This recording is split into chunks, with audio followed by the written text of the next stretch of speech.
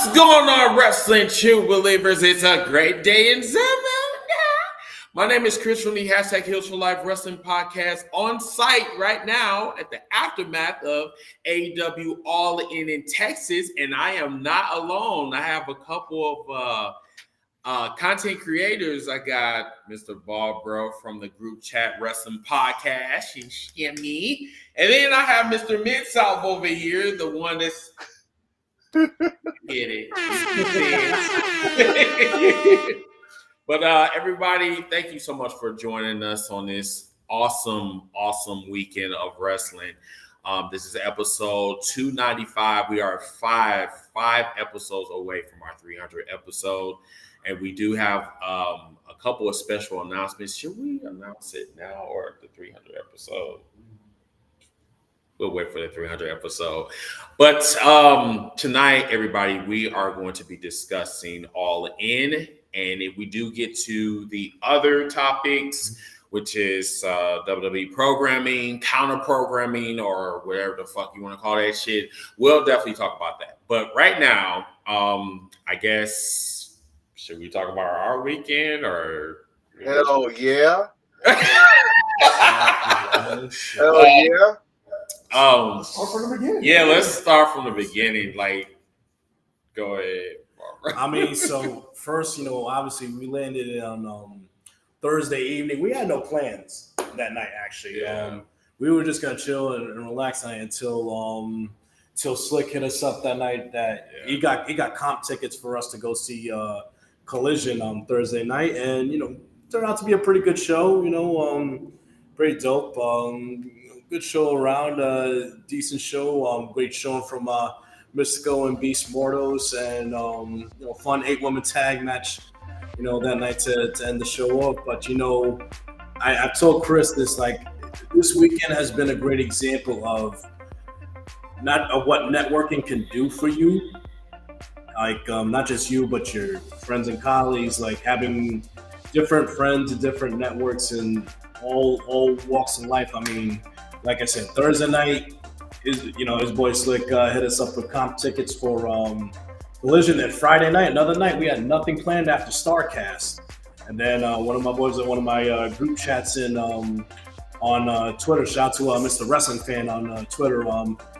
We were at Starcast. He says, "Yo, got a couple extra comp tickets for ROH, Supercard of Honor. You want to go?" I was like, "Yo, you got 2 tickets?" Yep, me and Chris went, and Mid-South found. He worked his magic. He got in there as well, and listen, we saw a potential at that point, Supercard of Honor. We potentially saw maybe a match of the year candidate in Bandito versus Takeshita. Yeah, that match was insane. I was convinced that the only match that could have topped that Bandito Takeshita match was Kenny Omega and Kazuchika Okada. Yeah. Pleasant surprise, I was wrong. But yeah, I didn't think anything was gonna top that match that we saw Friday night. Yeah. So, can I get in this for a minute? Because this is where I come in. So I get off of work. I inbox y'all and I said, "Hey, I'm watching it," and that's when I found out y'all was there. On Mid-South hit me up and showed me a picture. I'm like, okay, it's time to look for where y'all at now. The camera was on y'all corner at least 10 times. I'm looking for Chris, because I'm thinking Chris still has Hill Nation shirt on. And I'm just saying, okay, now it started running down, so you got the Bandinos match. Like, okay, I see somebody that looks just like Chris with a yellow shirt on. Text it. You got yellow shirt I definitely had a shirt on. Not just the wrong shirt. But I said, yeah. I had the yellow shirt on, going around here looking like. We see you. Banana. I think, that match. I'm telling you right now, that match in Athena and Under Rosa, the spots that happened in that match, those 2 matches was dope. But continue, please, because it's more for y'all to talk about. Most definitely. You know what? Even before we move on to that, let's go back to Starcast real quick, and like the picture that you got up there. Yes. So let me tell you something. Please give me the story. We driving to the Sheraton. We drive to the hotel. We pull in, and the guy up front says, "There's no more parking in this lot. Is filled up." So he told us to circle around and go a lot further down. So we circle around the front lobby and driving up, and I look to my right, and I'm like, "Yo, Chris is fucking Mark Briscoe." And I rolled down the window. I was like, "Yo, Briscoe!" Waiting over here. I got my phone out trying to juggle it, and then, that's how it happened. Like, he was walking in, ready to go do his business, and we just caught him perfect timing, like just walking in. I'm like, shit, ain't that a great start to the day? Yeah, instead of my dumb ass sitting up here and yelling in the camera, you see Chris, I'm looking this way, and Chris is like, yeah, right. Chris was like, he was just surprised that Mark Briscoe was right next to him. I'm sitting up here like, what the fuck is going on right now? Like, and I'm telling Chris, I'm like, Chris, look at the camera. And I'm just. Listen, that's a perfect picture. That's a perfect picture. I love that because the reaction was beautiful. Yeah, it was man. It was, like just looking for parking. That's what we got out of it. Yeah, that's beautiful. Good. Shout out to Grumpy. Grumpy is wow. Grumpy from the Wrestling Collective. Yeah, them boys are fucking awesome. Shout out to Slick.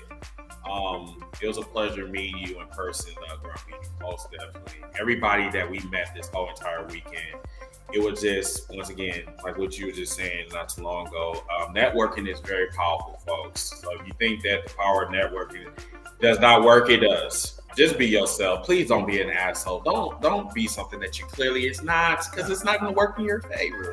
So shut the fuck up. Oh my God. I'm sorry. I'm talking. Well, I won't shut up. Oh my God. Anyway, let's continue with the story.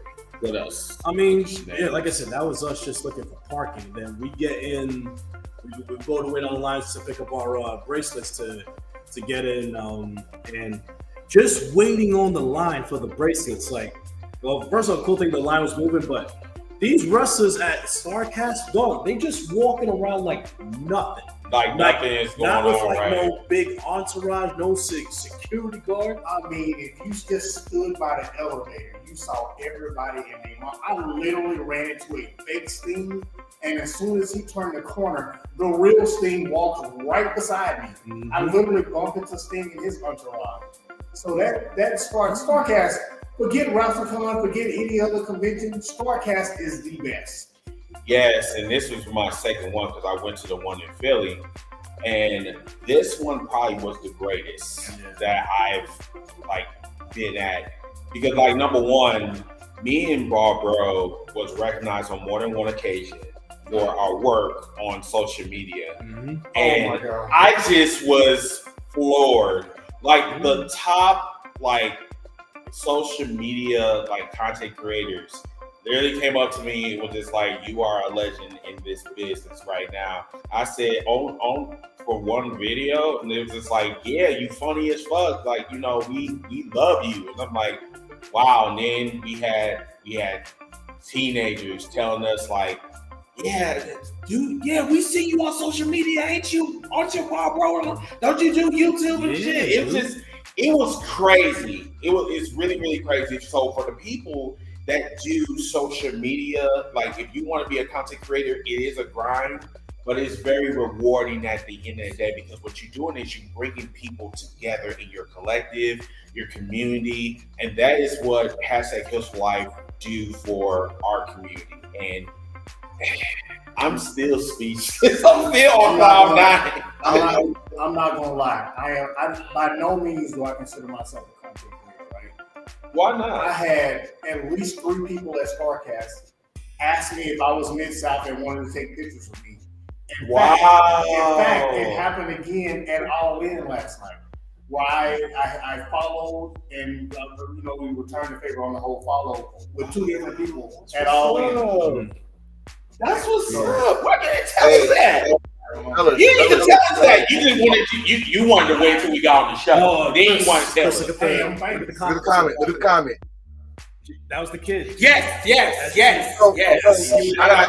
I got shout out to you, G, because like that whole entire section was like insane. On fire. I never thought in a million years your ass was 16. Because I was gonna kick your ass off of that TikTok. But I was just like, you know what? We got great positive energy. But no, shout out to you. And you did say that this was your first show, and I'm glad that you enjoyed the show.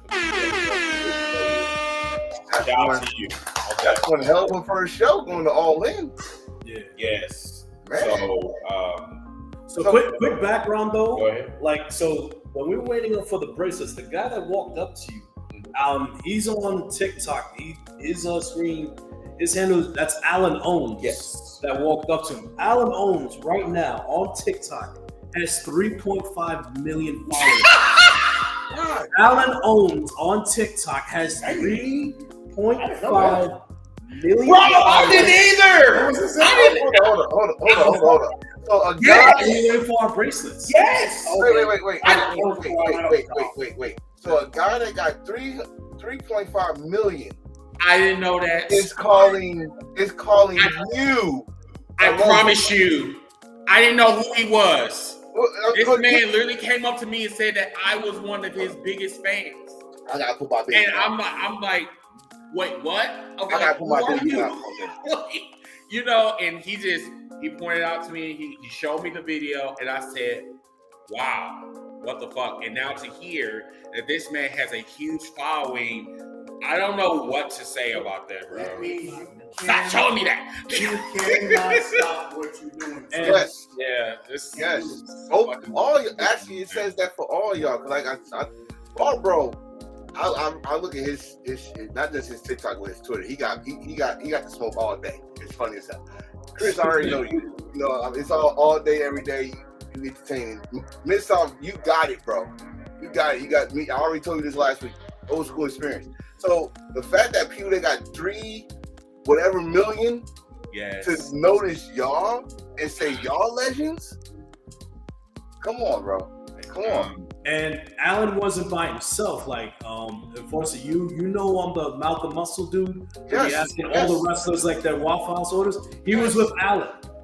He was right next to Alan the whole time. All of them, all the ones that you see on social media, they literally bomb rush me, and I'm just like, I'm thinking like, who are all these people? Like, who is all these? I know they're content creators, but like, I didn't know that this podcast like literally had an impact like that. So that's why I'm like, wow, this is fucking insane. But we can always go back to that. It's so much other shit that we really need to talk about. Matter of fact, let's, you know what? Do y'all want to get into the card, or like what do y'all want to do? And shout out to y'all. Listen, we only been on here for 20 minutes. And we're almost at 150 viewers right now. So thank you guys so much. Appreciate y'all. We definitely gonna get to some more shit. Go ahead. I got a question for all 3 of y'all before we go to this card. I just told Chris about what was going around Texas. It was not just like All-In. We had House of Glory, GCW, MLW, all in Texas, right? Mm-hmm. Does this or is this AEW's WrestleMania?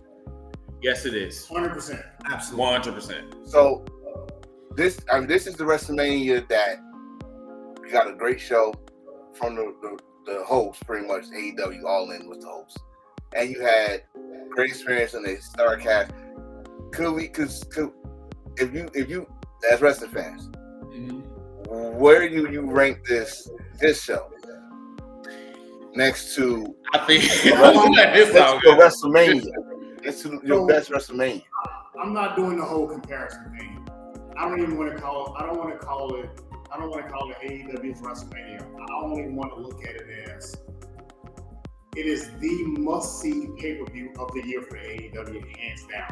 It was the first pay-per-view, and it is. I'm not saying the other pay-per-views weren't must-see, but I'm saying this one is the granddaddy of them all. It's kind of like the Rose Bowl. Who cares who played in the Rose Bowl? People gonna watch the Rose Bowl because it's the Rose Bowl. Right. So yes, this is AEW's national championship every year. This is their Super Bowl.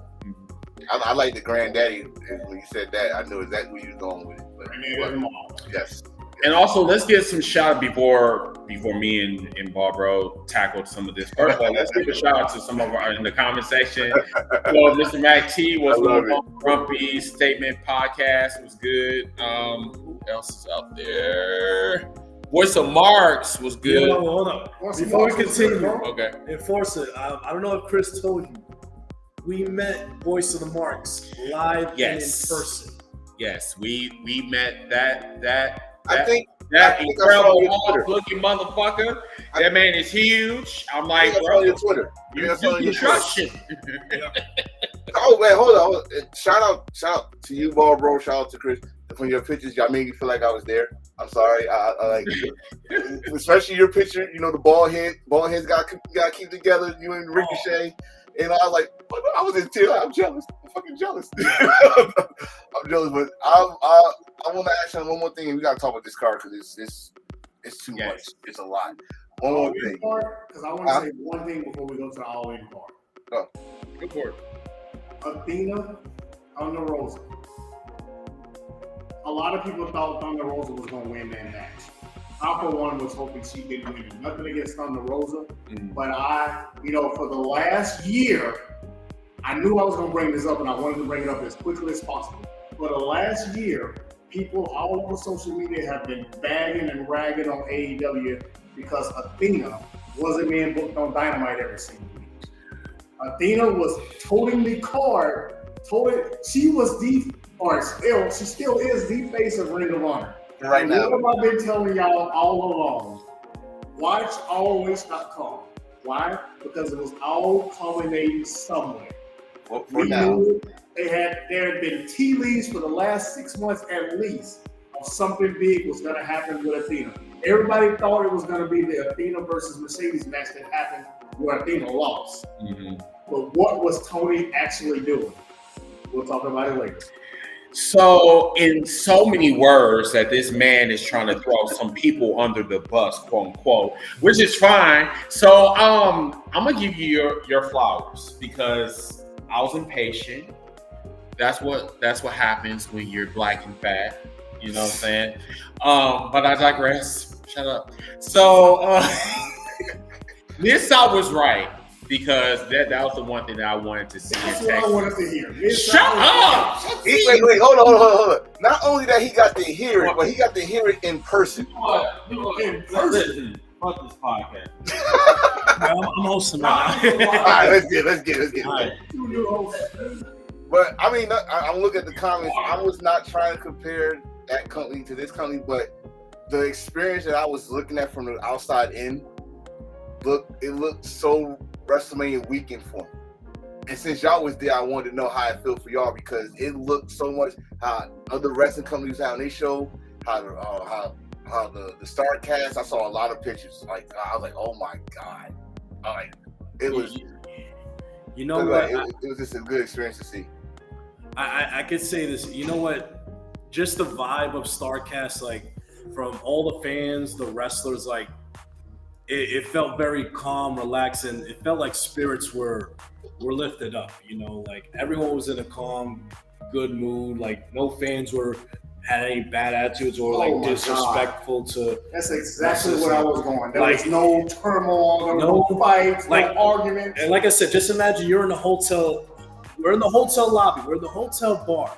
Wrestlers are walking by like. They're not being followed by 20 or 2,000 fans, being hounded for pictures or autographs. Like they're being respected. Like if they say you can take a picture, cool. If not, it is what it is. Like everyone is just being chill and nice. And just real quick, let me just like the people that you put the pictures up. That took pictures with Ricochet. I haven't posted yet, but I took with Takeshita as well and Brody Lee and Julia Hart. Like first off, Brody King. First off, he's not that tall in person. He's only like maybe 6'2", 6'3". I thought he was going to be like 6'7", 6'8", but that's TV, I guess, you know. Yes. That's TV. It gets you to, a little taller and at least add 10 pounds. that it does, but listen, Brody King, like personality, he's one of the nicest people I've ever met in the business. Like he's we talked about like I bought your ice abolished ice shirt when we saw the Grand Slam Mexico show. Like, dude, that was dope. Like, you stole the show. I mean, and I told them, listen, I live in New York City. We lived through the freaking ice raids and all that stuff like going on. So I was like, yo, fuck ice, fuck all that shit. Down fit. And when I that picture of him putting me in the chokehold, I asked him very nice. I was like, yo, listen, like, do you mind choking me out like you did MJF? Like, and I told him, I was like, and Julia, you point and laugh at me, and like you point and smile, like, and he was all cool with it, no problem. But yeah, like all the wrestlers there were dope. And just real quick with Ricochet, you know, I took the photo with him and I left. I forgot my my autograph, like you see on the table right there. All right. I forgot my autograph. So after Brody, I went to the guy like, yo, I forgot to get my autograph. Can I get it from you? He said, yeah, cool. Like, just wait after a couple people take their pictures. After I wait, like, I actually, Ricochet was by himself. We chopped it up. We talked for like 5 or so minutes, like just his experience in AEW. Like, we even talked about how we both went bald, actually. You had a conversation about being bald? Yeah, man, because it's a very sensitive subject, sir. Yeah, exactly. But Ricochet's one of the coolest dudes that I've ever met in person. Like, I told him, like, yo, continue, you know, keep doing what you're doing. Like, you're killing it right now. But yeah, the vibes all around at StarCast. Like I said, all the wrestlers were in a good mood. The fans were behaving from what we saw. Like, they walking around, nobody's like chasing them down, hounding them. Autograph. I can't think of, like, you know, you ask, cool. If not, you know, it is what it is. But yeah, StarCast was a success in my opinion. Yeah, it was. Like, this whole entire weekend was a huge success for us as content creators. And it's like more so, what do we do now? We just keep trucking along, you know. Baldbro, congratulations to you and your podcast. You guys are growing and we are seeing you. So, you know, definitely anything that you need, you already know we're here for you. So appreciate it. But yeah, let's get into this show. This all trying to make me cry on. No, I've been crying way too much. I'm good. But no, let's get it. Let's get into. Oh, matter of fact, shout out to Raphael, shout out to BJ, and anybody that I have not mentioned. But yeah, let's get into this card. See if you can pull up the card for us. Yeah, I was gonna let y'all talk about whatever y'all want to talk about. It don't have to be in any particular order. Since y'all were there in person, is there anything like y'all just want to speak on? Yeah, we talked about the start, you know, the other events, but like, how was the atmosphere in the building for you guys? Because I mean, myself, Enforcer, and I think a few others in chat, we were watching, you know, from our homes, but for you guys, how was it in the building? You know. Infectious. This is not my first rodeo with an AEW pay-per-view. Went to the very first one in Vegas. Went to Double or Nothing. When I said that from day one, 6 years ago. This company is special for some reason. I don't know why, but it's very special. Yesterday, 30,000. I think SAP is reporting that it's between 29 and 30,000 finals. What? Yeah, that's what I saw him put on Twitter, I think, this morning. When I tell you that building, there were moments it was up and down. Don't get it twisted. It was up and down, but toward the end of the show, we were standing in our seats. Yeah, I'll say this: match by match, myself and the folks around me, we had an insane amount of emotion going from match to match because, you know, a lot of people try to guess who or know, they'll know right offhand, hey, this person gonna win, this person gonna win. Mm-hmm. But the majority of these matches, we did not know who was gonna win. We knew who we wanted to win, maybe, but we could not predict a single thing. And they just took us on all these different roller coasters, match by match. Even on the smallest matches as the tag team match, none of us saw what happened in that match coming. I'm not trying to skip ahead. I'm just saying, you know, it was a total unpredictable show. The emotions were insane. The atmosphere was insane. And I'm going to be honest with you. I've been through a shitload of pay-per-views. I've never experienced one like that before. Go ahead. I was going to say from home, like how he just said, You didn't know who was going to win. The emotions going up and down. You getting excited. It was a near fall. Like, God damn it, was someone in this shit? You just cursing out your TV. I know y'all was out there cursing out. Oh my God, what the next move and all that stuff. Mm-hmm. That's how I like wrestling. I don't know nothing. I'm there as a fan. I'm enjoying it. I'm not trying to take pictures of no tarp. I'm not trying to do that. I'm enjoying the show, the product that is in front of me, and the people around me is helping me enjoy it more better. So, but my question, I just was listening. Y'all was not together? Mm-hmm. Me and Chris sat together. Okay.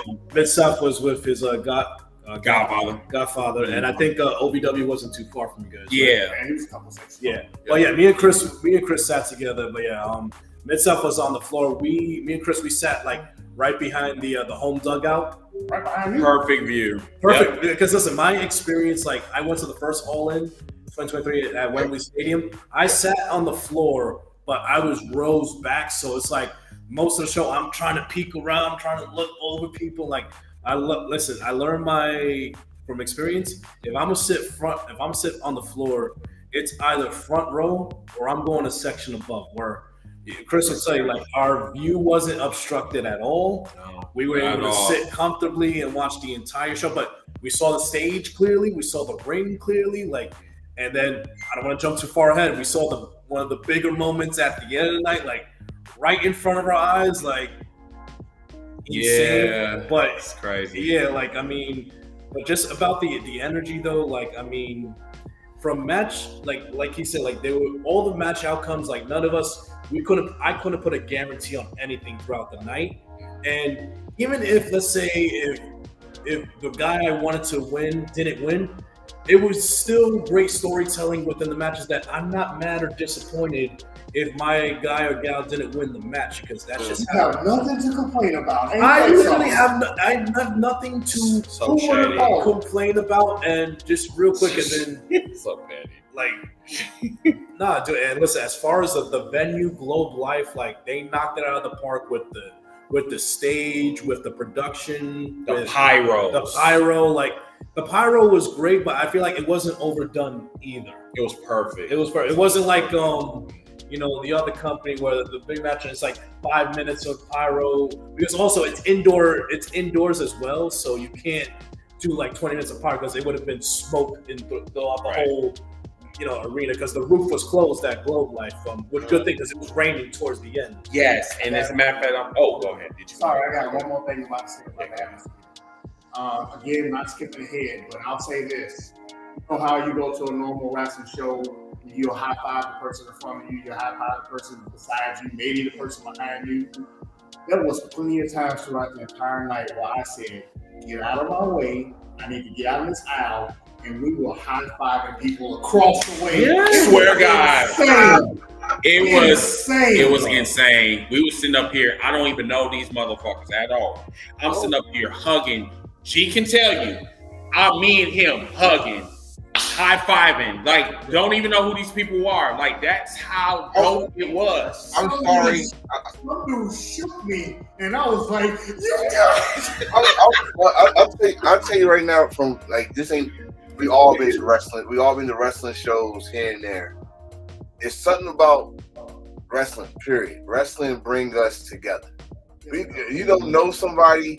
Or you just met him right then and there. Finally, you're talking to him like you know him for 20 years because you're talking about wrestling and enjoying the show. So how that show was going, I know y'all was talking. Y'all was telling each other like y'all was freaking long lost cousins or something like.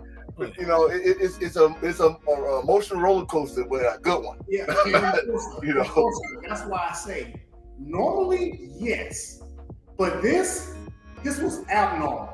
This was insane. This was nothing you've ever seen before. Yeah. I'm talking all kinds of pay-per-views I've been to, all kinds of great moments inside of wrestling I've been to. I ain't never seen nothing like a dude 2 sections over running over in my section, high-fiving everybody. Crazy. Everybody it was crazy. Like I've never experienced that in the day of my life, and I think the overall pay-per-view this whole weekend, it was really to make a statement that AEW is forever staying with us.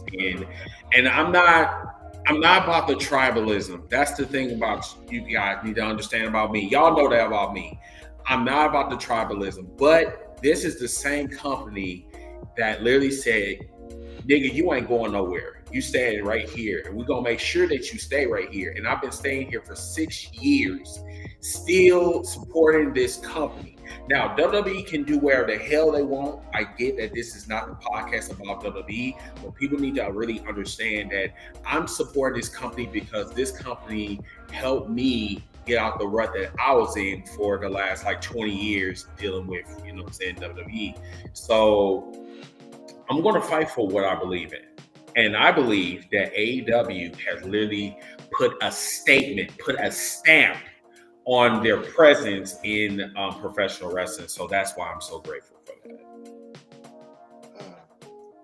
that. What was a match that stood out to y'all? I mean, we don't have to go down in order, but just if y'all want to. The men's Swerve and Will Ospreay versus the Young Bucks. Can we please talk about that match? Can we please talk about that? That match was beautiful. Wait. That match was beautiful. I know y'all got more details than I do, but I gotta say something that I get off my chest. I've been begging to Swerve to come out to Shaka Khan, Ain't Nobody, for a long time. I think Baldbro, I think I said it last week too. I was like, I just want him to come out one time. I come home and I see, first of all, I see JoJo singing, the Fireflies behind her. Wrong person singing the song. While she's singing the song, I marked out. I even got on video. I know that JoJo was looking extra tasty that evening, sir. But she was the wrong person. It should have been Shaka Khan. It would have. But see, people was like, "What the fuck?" I'm gonna tell you two things. I'm gonna tell you two things why. Okay. I'm gonna tell you two reasons why it couldn't have been Shaka Khan. One, they got to pay Shaka Khan, and two, they found a loophole because they changed the beat and made it like it's karaoke. So it's pretty much like a karaoke thing. Yes. So I was gonna say something similar, but one, they had to pay for Shaka Khan, but also they actually had to pay for that song still because they mixed it up and they still sang it like. Yeah. So Khan, he paid a lot of money to play that song on that pay-per-view. I guarantee you that. Mm-hmm. But I was happy. Then the entrance, I was happy with the match. We could talk about this match because that match to me was the match of the night. Whole match. 100% agree. I got more, but to me, when I say I told y'all in this house, I cried, woke up my wife. I was in here with that match alone. But y'all was there, so it probably was a different feeling inside the arena. You know what? How about we do this? Tell them. Let's just do a match of the night. We can go around the room, match of the night at the end. Including all of y'all in the comment section too. What was your match of the night? But we'll do that toward the end of the show. Save it for the end. Yep, save it for the end. Save that energy for the end. Go ahead, Barbara. No, yeah, I was agree. Let's keep that towards the end. Let's start. I say if we want to start with the 0 hour, just quick, a couple minutes on that, because I know it's 0 hour, but the 3 matches they had on 0 hour, any one of these matches could have main evented a Dynamite or a Collision. That's how actually good they were. From FTR versus the Outrunners. At first, of the Outrunners, we talking about special gear for pay-per-views. Newport inspired trunks from the Outrunners was wild. Diabolical. And also on Force, I don't know if you guys caught this. The Outrunners lettering on their trunks was the same font as the Newport lettering on the box. I'm like, why are we going out here and promoting cigarettes? But then what did I say to you? Because they from the oldest man in the Why are y'all coming at me from different directions? Hold on, he says that, but you know what I told him last night? He asked me the same thing. You know what I asked him? Why is the presidential candidate Cody Rhodes advertising vodka for a children's show? That's WWE. That caters to fan. That's a family show. Touche. Can't even speak on that. There's always weekly vodka commercials for every WWE show, not just the the PLEs. So what are they saying for the children? Like, you saying it's cool for a 6-year-old, their demographic, to drink vodka? I mean, They have stressful that days. not the demographic.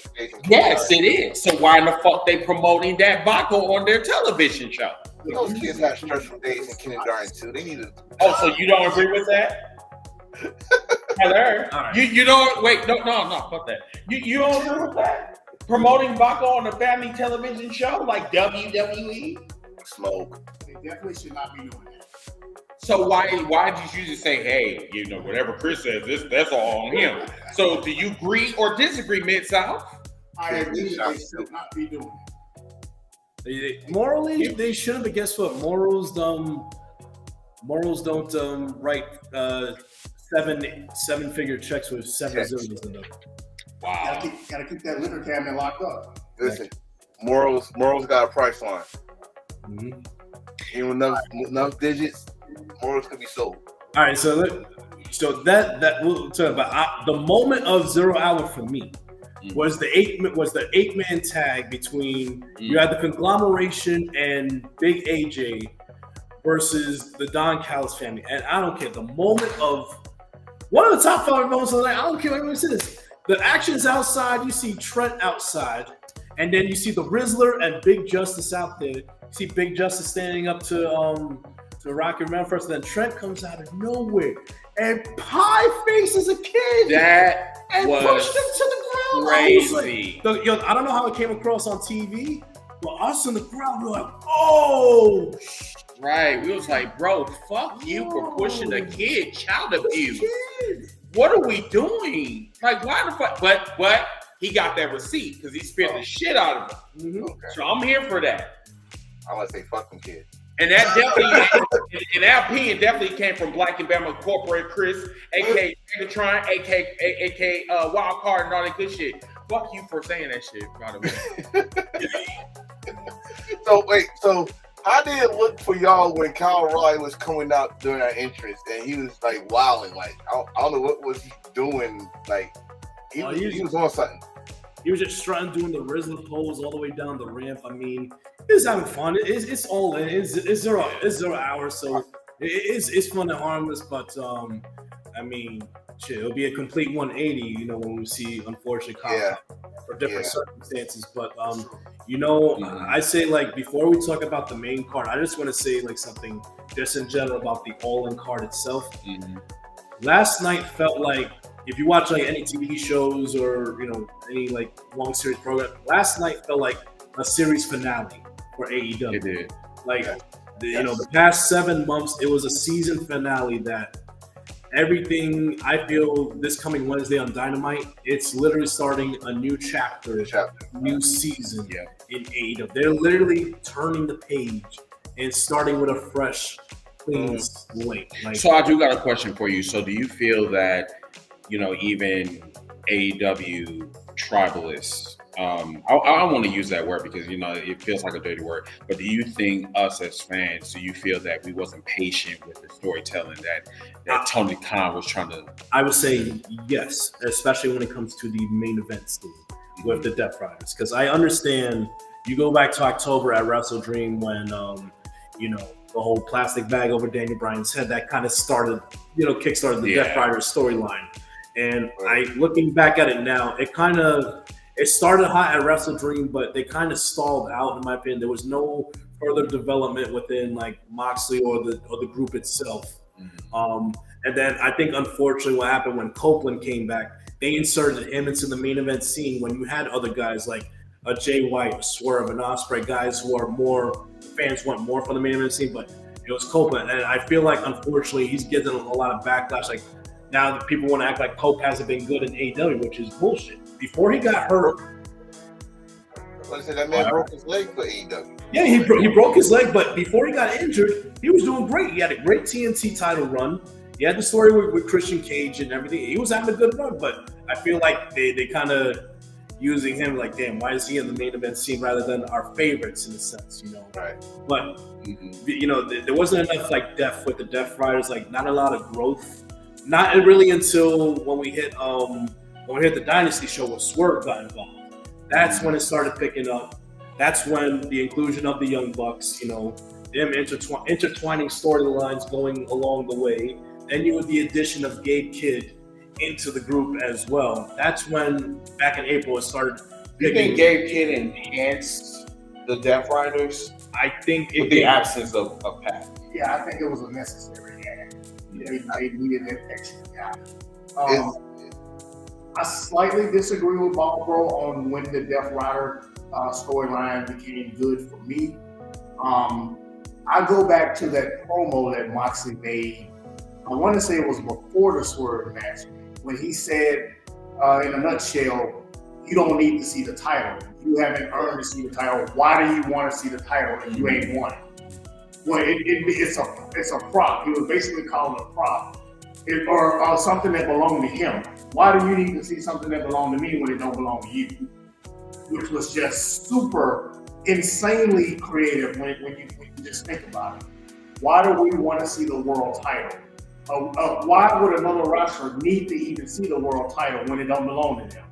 So do you feel that the reason why fans rejected the Death Riders because it wasn't a WWE type of storyline? No, not at all. Not at all. I don't think it has anything to do with WWE. But does it? It does not. I think fans rejected Death Riders, especially in the beginning, is because when they saw the Death Rider storyline, their minds immediately went to, oh, this is just like the NWO.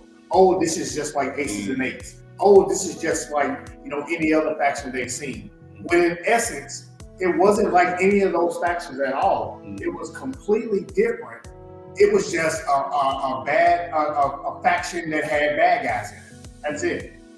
It started out like that though, because you remember when John Moxley came back, he said, you're not in charge. You're telling that you're not in charge, which everybody speculated for some reason Shane McMahon was coming, and that's all that stuff. Okay, well, let me ask you this though, Enforcer, because I see where you're going with that. But why the NWO itself? Why did the NWO start? Why did they start? Yeah, or how did it start? It started with the outsiders first. It started with the outsiders, younger guys that wanted to be on top. Right. And then they brought in Hogan. Aces and Eights, how did it start? Damn sure it didn't start like that. No. Death Riders, how did it start? They turned on their presumed leader, who was really Mox. So that's why I'm saying none of those factions actually started the same. No, but it still started the same with the same. I'm here to take over the organization. But when I'm going with both. I'm going with both what you're saying here, because bro, we had this conversation about the belt. I was upset the belt was in a briefcase, but then I started understanding what he was talking about. When the moment comes, you go just like last night. When the moment came, I know I did. I got my belt and enjoyed it. But then on the other side where Barbro was talking about is it did kind of lag. It did lag in some areas with Darby Allin or Orange Cassidy. After that, you had nobody at that. Then they had to put Coke in the mix of it, which you thought at the time Jay White was trying to get to that point, but they just said, "Oh, we're gonna choose Coke," which didn't resonate with a lot of people. It started building up, like I said, around Dynasty, because when Swerve got involved, we brought the other storyline with him and Hangman. Then Will Ospreay started getting hot, the Owen Cup, and stuff like that, and start picking up now, because now Moxley getting nervous. Now you just don't have one person, you got 3 people coming at you. Yeah, so it started picking up. And speaking of Gabe Kidd is on contract year right now, so he's the hot topic right now. Is he Bullet Club? Is he Death Riders? Is he gonna stay in New Japan? Is he about to be signed with AEW? And remember, he used to say a lot of shit about AEW, which everybody thought he was serious about. But it was all the storyline. He's here to wreak havoc in AEW. Who's the best team to do that with? Right. The team that's wreak havoc in AEW. Death Riders.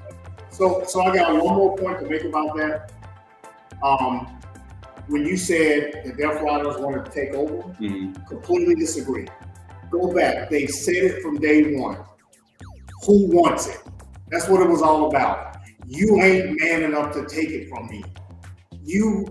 That's why the storyline, the story, sure you're coping there, but if you remember, it was all the other guys that went after the Death Riders, the entire roster, Daniel Garcia, Top Flight, all of those guys were involved. Darby Allin, all of those guys were involved in the beginning. And what was Moxley have said the same thing from the beginning.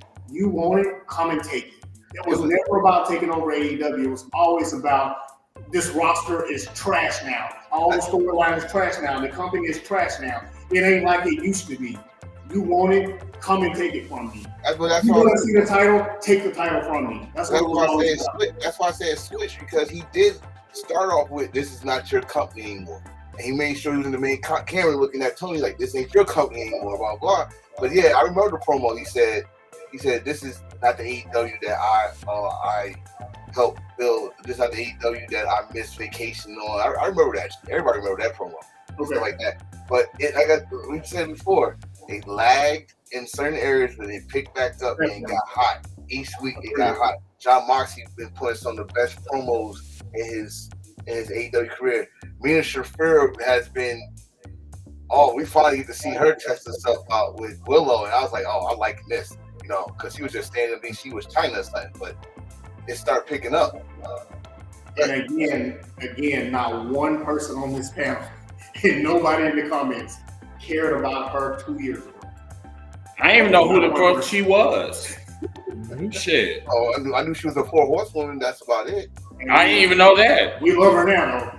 Yeah. She's raised her stock throughout this Death Riders storyline, but I also just look at Moxley, like, if there was ever like maybe push or angst against him, like, you look in the world of wrestling, like, I wonder if a lot of fans truly appreciate just heels that have no likable characteristics whatsoever. Like, this isn't Mox is not trying to be your cool heel with his catchphrase and his whips and nothing like that. No, he carried himself like a true final boss in a sense. Like, I have the biggest prize in the game, and what is he doing that's most effective? He's not showing it to you.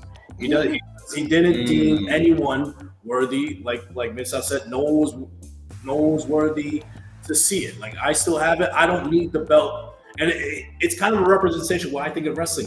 The belt does not make the champion. Not just the world heavyweight title. It could be any mid-card belt, any tag team belt, any women's belt. The belt does not make the wrestler. In a way, you could kind of look at it that maybe that's what Mox is kind of saying by keeping the belt in the briefcase. Like the belt doesn't make him. You and the journey that you are taking, that you are going through to get to that moment, to win that belt, to have your hand raised, that's what makes the championship belt mean something. Like, if you're just winning through chance or by luck or through like some, 1 or 2 week storyline, no, but Hangman has literally past 2 years, like he said in his press conference, 2 years, he has fought demons within himself from the outside with Swerve Strickland. And then after that within himself, he's been fighting his own demons for the better part of 2 years, and to conquer the biggest opponent in his life, which was himself. Then an outside Swerve, to go through all that, to maybe defeat the biggest opposition in AEW history, that was John Moxley.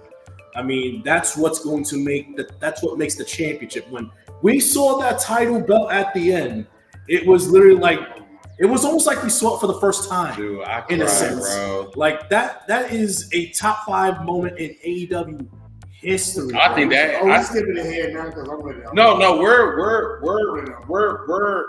just discussing. We're literally like freestyling right now. Yeah. When you say, man, trust me, when you say that and you look at that belt still had Daniel Bryan's side plates on it. Mm-hmm. Go ahead. No, I was just saying, when he took it out that briefcase, and you just said it's like we've seen it for the first time. That was, I think, as as Bill Todd was saying, that was the moment we was waiting for. Because when it gets to that moment, we gonna all rejoice. We all rejoice at the moment, and that's what it is. Of course, sir. You want to know why? Do you want to know why? Why? It's because it was so freaking layered how we got there.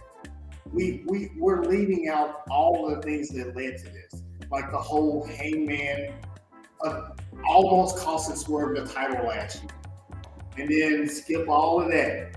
The interactions with Hangman and Swerve prior to that. And, the Young Bucks attempting to cost Swerve the title. And Swerve asking Hangman, the next week on Dynamite, hey, were you involved in this? Did you know about this? All of that stuff, including what just happened literally on Collision a couple nights before, the conversation that they had in the back, and you saw the chain on the floor. All of that stuff, and not to mention all the stuff that I'm leaving out, led to that. And that's just between those two. We also got the Young Bucks and Moxley and freaking Darby and Danielson, who we knew was going to get involved in this match in some kind of way. It's just insane storytelling. We've been talking about storytelling for the longest on this podcast. But God, there's so many freaking stories going on into one, and they were all intertwined into each other. That All-In. And that's basically what we said about All-In. All-In, we kept saying, we all said that All-In was in-game. It was that. And Mr. Warrants, you supposed to read all the chapters, not watch the whole. Shut up. Oh my God! Why are you bringing you know what? Why? This is the reason why you should do your research. This is the main reason why I say that, because you can't get the whole entire story when you just read through the pages, the actual illustrations or the pictures. It doesn't work that way. It doesn't work that way in professional wrestling. It doesn't work that way in the comic books. This is the reason why you should do your research. This is the reason why you should be invested in storytelling. If you really want to be invested in storytelling, and if you really do care about professional wrestling like you claim you do, you should really get into AEW. If you missed that shit, cool. Because if you didn't watch the season finale, that's on you. Now we are entering into another season of AEW. So I'm telling you, get invested. I swear this is the biggest storytelling right here, because you still on that dude for that damn time. I said it earlier in the week. Swerve had to make a decision, and I'm glad they held it off to the end. He made his decision, and it ended up being. We said it last week. We said last week about Swerve. Like this, it's the key player in this whole thing. Since when Hangman said he would take on the whole Death Rider, he knew the whole Death Rider was gonna be that they logo. We said that it's gotta be Swerve. Swerve is the final piece. You know Will's gonna help him. You know the options gonna help him. I mean, we all called who was going to get involved in the match, right? Yeah. We knew Death Riders was going to get involved. Most of us knew Darby was going to get involved. We knew Danielson was going to get involved. Right. Yeah. And also, I do want to make a huge announcement for the very first time in our podcast. We are over 200 viewers on YouTube. So, thank you guys so much. Next week. Yes, come back next week, because then we'll be at four episodes away from the 300 episodes, everybody. It's always this good. Yeah, well, thank you. I appreciate it. But yes, everybody continue to keep sharing. Share. Matter of fact, Ziggy, if you can, read some of the comments if you have to break in, because we want to make sure that everybody is being acknowledged in the comment section, because there is a lot of comments that's going on. So if you want to kind of take the time to kind of read what the let's put some of these up on the screen. Had the chat overlay up there, that way y'all can kind of see what's going on. But also, shout out to Ginger Spice over from the Wolfpack Wrestling Podcast. I saw that she was over there on their platform, with the all-female platform doing Evolution. So shout out to y'all. G Baby, appreciate you. Been chatting. He says he doesn't care. The Death Rider story was great to me from the very start. So G Baby says that been a fan the whole way. Willis says he hoped Mox goes away for a while. He says Mox needs to go away. Willis says he's over it. He need a vacation. Mox needs a vacation. He does. Statement Wrestling Podcast. Shout out to y'all. Oh, what's up, y'all? Y'all had something to say? Just real quick on that whole Mox going away. Oh yeah, sure. How the show ended last night. Let's do that. Not so fast, because that storyline can continue, but now Darby being back, like you said, like, yeah, Mox lost the title, but the Death Riders are still around. Darby said he wants to take everything from him. That's including the Death Riders. So I think Darby's back, and he'll be joined up. Like, Darby's final goal mission to take out the Death Riders completely, 100%. And I say not yet, but it just adds another layer to the story. I'm going forward. Yes, as a matter of fact, Ziggy, if you can look in our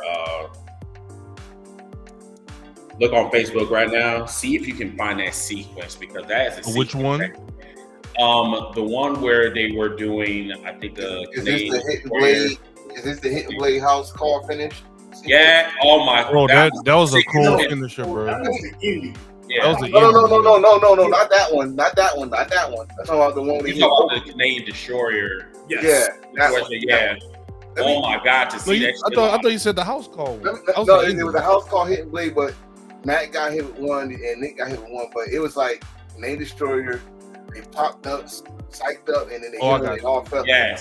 Yes. That shit was crazy. That match was an emotional roller coaster, and I loved it. I love that match from the. If you want to talk about story, this is why I want to say I'm glad that I got Baldbro and Missed up here, because as soon as that match happened, Twitter went off and motherfuckers want to repeat what Taker said about what we do, about selling and storytelling. Listen, that was storytelling. You got two guys trying to keep their EVP, and you got two guys trying to stop them from being EVPs and keep their chances of a title shot for a year. All right, it was storytelling. It was people that did not want to lose. I'm sorry, if you don't like that match, then don't. If you don't like that style match, then don't watch. I'm telling you. Again, just like I said earlier, why was that match happening? Because it was intertwined into all of the storylines. Mm-hmm. I was talking about Hangman a minute ago. Why is Swerve wrestling the Young Bucks? Because they cost him his world title earlier in the year. Mm-hmm. Mm-hmm. He could have had his title back, but they got involved.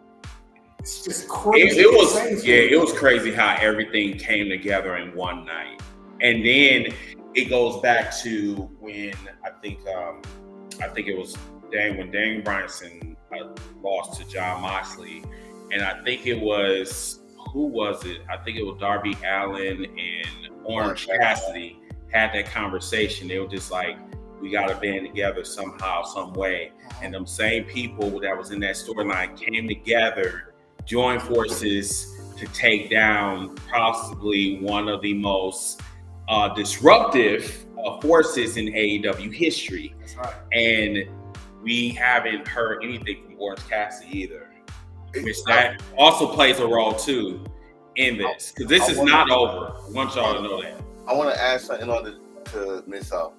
I think this goes further back than that. Let's talk about Blood and Guts when the Elite was going against Swerve and them and the Staples and how they disrespected the EVP. When they was really serious about the EVP, that's that character, and how they disrespect. I think it started around that time because he was champion. They disrespect him, blah. Then you add on layers of Hangman said we was helping Hangman because he said he promised he would never go with the title. All this stuff. I'm that match going on with Hangman, going on with the Death Riders. If I got to repeat what y'all said, it would be the season finale or the end game of end games. That's basically what it was. It was end game. Right. It 1.5. It wasn't exactly 2.0 because all the figures wasn't there. So 1.5. Right. But either way, great execution. I love it. And the fact that Darby Allin recorded a promo on the top of Mount Darby, Darby is crazy, like Enforcer just said, the fact Darby recorded that fucking promo on top of Mount Everest. Well, if you saw like how the video started, he's hooked, he's tethered up to the side of a mountain, cutting a promo. Okay, I mean, but you know what? It's been, like you said, 6 years of AEW. We should not go. We already now, but going forward, we should not be surprised by anything that this man does. I mean, knowing where he came from to now, he's one of the greatest success stories in modern day wrestling history. We've heard it many times. He living out of his car, basically homeless. I mean. Then when he gets the AEW contract, like he's still, to himself, and it's like, you know what he is? He's the closest thing to a modern day Jeff Hardy in a sense. Stop, bro. Stop. Because you know what? He's not lying. That's what I'm saying. That's what I'm saying. Should have been. That's what I'm saying. I'm not disagreeing with that at all. No. We've been saying that. This dude throws his body just like Jeff used to. Swan time off the ladders. All that stuff. What's the difference? Mid-South asked the question. You really want to play that, Robert? What's the difference between Darby Allin and Jeff Hardy? One had Darby Allin don't do drugs. Darby Allin is straight edge. Darby is straight edge. Okay. And you know what? Also, I feel. And you know, I feel also with Darby, I think he excels at other parts as a wrestler where I don't think Jeff did. I'm sorry. I think he's more of a, not just his look and his appearance wise. I think he's maybe, in my opinion, a better person, a bigger personality in a sense. Like, what he lives and dies by what he does. Like, he is literally gonna run through a wall to do whatever. Like, I mean, it's just like I said, he's the modern day Jeff Hardy in the sense that, like, yeah, you look at him at first glance, yeah, is he world? A lot of people want to say he's not world championship material. And actually, just a real quick sidebar.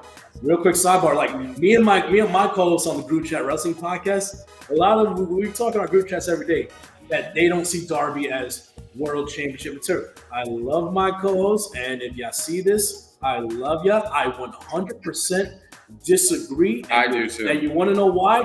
Last night, when he showed up on that monitor, the emotions that this man, Darby Allin, after being away for 7 months, almost 7 months off of camera, off of 7 months, the wrestlers who have been wrestling multiple decades have never gotten that type of reaction. He connects with the fan base on an emotional and more personal level than a lot of wrestlers wish they could. Yeah. I got it. When Darby Allin, if you look at Darby Allin, if Darby Allin would have walked into the All-In, he looked like one of us. He looked like a guy enjoying wrestling. So, like I just say, living the dream. I watched Darby Allin ever since Evolve. This dude does everything. When we say Jeff Hardy, yeah, I'm gonna say something. He throws his body. He throws his body like a small Mick Foley to me. He throws his body for the business, and it scares me sometimes that when he sells and do some of those spots sometimes. But like you just said, when he came on that screen, not even on the screen, when they saw him come from the Raptors, the fans saw him first. Taz, the only person that said it on the commentary, I didn't hear. I was like, "What is going on upstairs?" And Tony Schiavone didn't know that. Look up. By the time he got past the screen, that's when they noticed Darby Allin was there. The fans went crazy. It's called long-term series. Yeah, indeed. You wanted to say something? No, I was just gonna say I gotta admit this. I've been saying it all week. I did not want Darby Allin involved in that. I'd rather he had been involved in the men's Casino Gauntlet and not got involved in that world title match. But dang it, when he came up on that screen, I jumped up out of my seat like a little girl. I think this. I'm glad he didn't show up I'm glad he didn't show up. So somebody is sitting in the row in front of us, like called Darby to the goal. Oh man, if he's showing up tonight, it's got to be at the end. Like, it's got to be at the end. He has to factor in to playing distraction or just getting rid of the rest of the Death Riders to help Hangman win by some. But like I said, I love my co-hosts on the Group Chat Wrestling Podcast. I would say majority of them don't believe. Like, let me tell you something. It's just him returning that video, that pop, that reaction. With all due respect, a lot of the wrestlers that they will put ahead of Darby Allin, I'm sorry, they do not connect with the fan base like Darby Allin does. Okay, and like I said, you said Mick Foley. I say Jeff Hardy. Like, yeah, you look at them like you said, he walks into the ring, he looks like just a regular average Joe. Like, he's not a larger than life presence like when he's in the ring or anything like that. But one thing that fans love is they love someone that they can relate to, not just his story in the ring, but outside the ring, his personal struggle, overcoming those struggles. Like, that is character development that we want in our top stars right there. And listen, and also in all wrestling, we love when the little guy overcomes, and like, come on, like when Rey Mysterio won, when Eddie Guerrero won. Yeah. You know, I mean, what I was gonna say, it's a weird comparison, but you know, I'm old school. But I'm only gonna go back to the 90s. It totally reminds me of when Billy Kidman went from being a no-name wrestler to getting all kinds of sympathy in WCW. That's what Darby reminds me of. So he kind of reminds you of Jay Uso. No. Not the same thing. So, I grew up watching WCW, of course. I had to try it. But yeah, Billy Kidman literally walked Darby's path before Darby, if you ask me. He never became as popular as Darby in WCW. He did in WWF.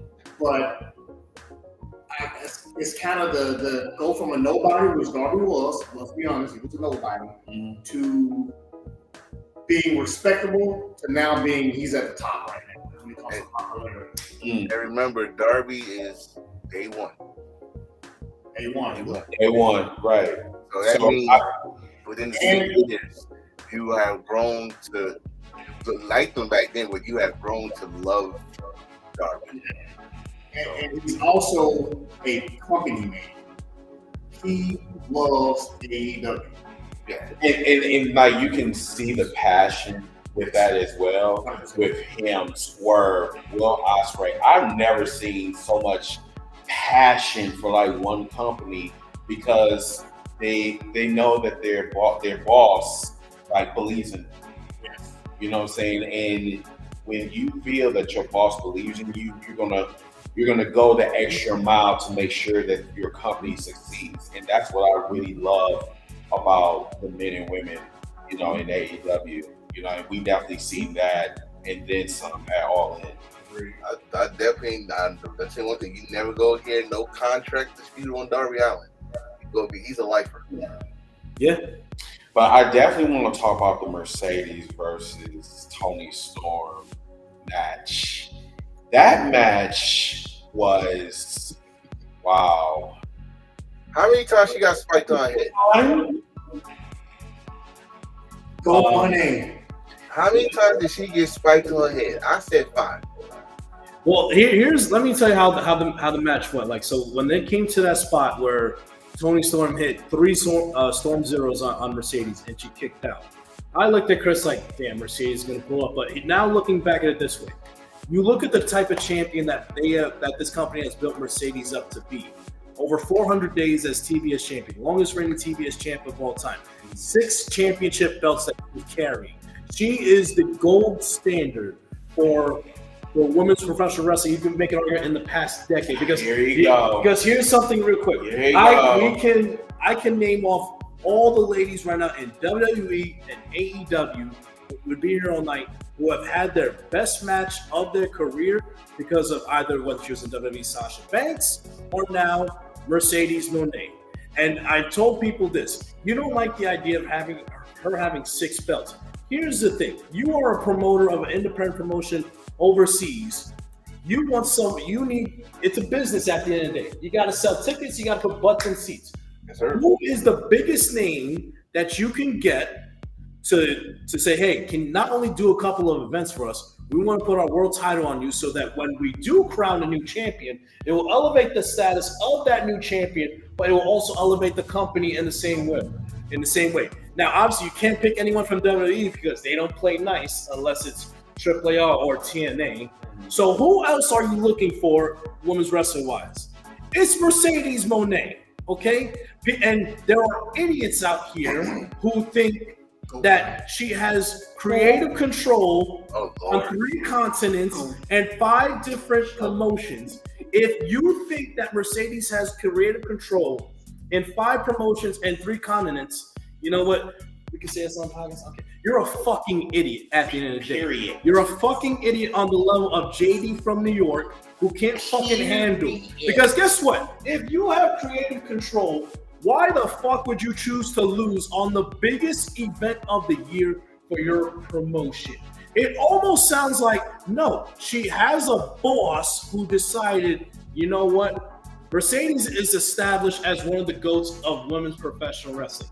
Tony is right there with her character work, but guess what? Every great professional wrestler needs that one moment on the biggest stage of them all, in front of the biggest crowd, one of the biggest moments in company history, to cement her as one of the GOATs.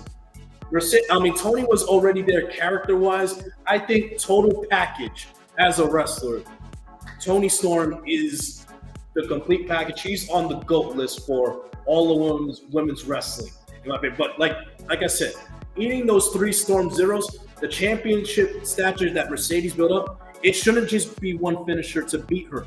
You should have to do like what Cody did to Roman at WrestleMania last year. How many crossroads did he hit Roman with to finally beat him? But a 4-year champion, you shouldn't just hit one and beat him. That's the champion, the stature that they built Roman up. It shouldn't be just easy like that. It took everything that Toni Storm had, hitting her with that Storm Zero from the top rope was fucking insane. We call that a hurricane eye. Exactly.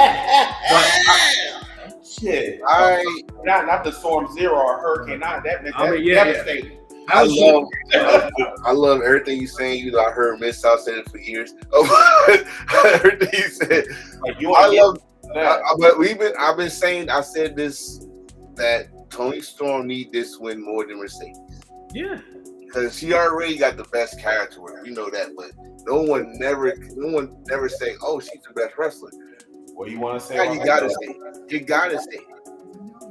No, you got your hands up and you want to. Because he's enjoying this. He's soaking it in.